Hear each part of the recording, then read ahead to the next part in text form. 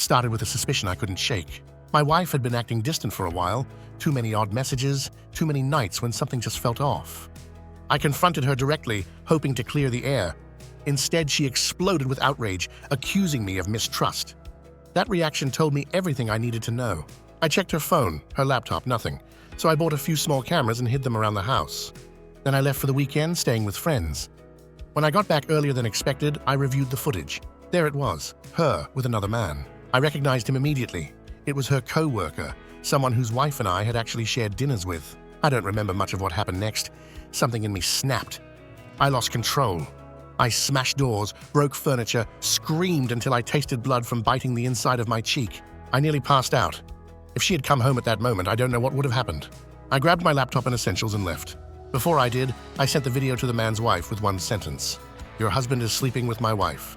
I ran into my stepson, her son, whom I had raised and loved as my own for over a decade, and told him something I shouldn't have. I said his mother had betrayed me. I regret that more than anything. I tried to cross the border to stay with family, but due to restrictions, I couldn't. I ended up in a cheap Airbnb, functioning on autopilot, answering only when my son messaged.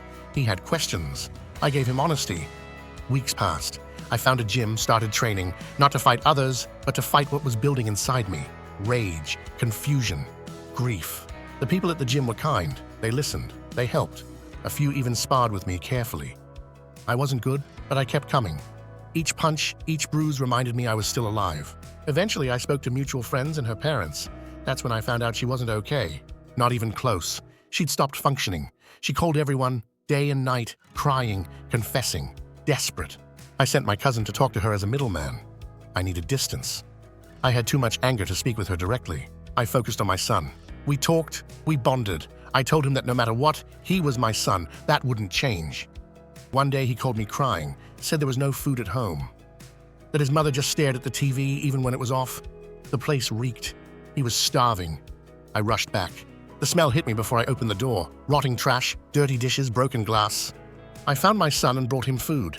Then I promised him I'd take care of everything. She was barely conscious, skin and bones, surrounded by filth, her hair matted, her clothes stained. There was a bucket next to her filled with vomit. I forgot everything she'd done in that moment. All I saw was someone who needed help. She asked if I was real. Then she screamed, a sound I'll never forget, and passed out. I put my smartwatch on her wrist. Her heart rate was all over the place. I carried her to the car and took her to the hospital. She's been there a week now. The doctors still don't know what's wrong exactly. I visited once, but they said it upset her too much. So now I'm here caring for my son, getting therapy, trying to find the strength to rebuild. The house was a disaster, took days to clean, the fridge had to be replaced. I found that she'd made a mannequin out of my dirty clothes, complete with anatomy. Her journals were filled with nonsense, endless apologies, erratic scribbles. And still I can't find closure. Then came her letter, 32 pages. She confessed to everything, said she'd sign any papers I gave her, handed over all her passwords, and even told me about a decade-long diary stored on a USB.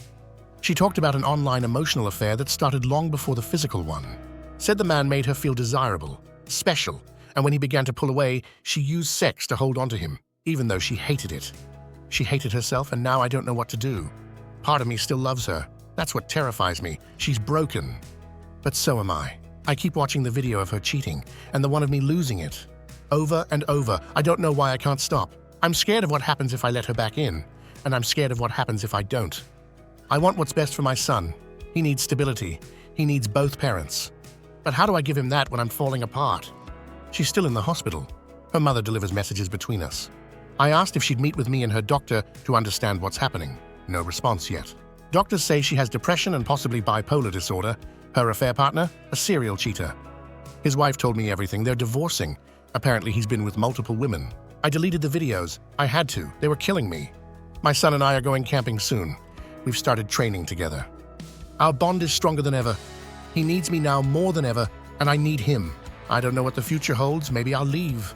Maybe I'll stay until she's stable. Maybe we'll try again, or maybe I'll walk away. But I know this. If I ever give her another chance, it won't be a gift. She'll have to fight for it, just like I'm fighting to hold on to what's left of myself.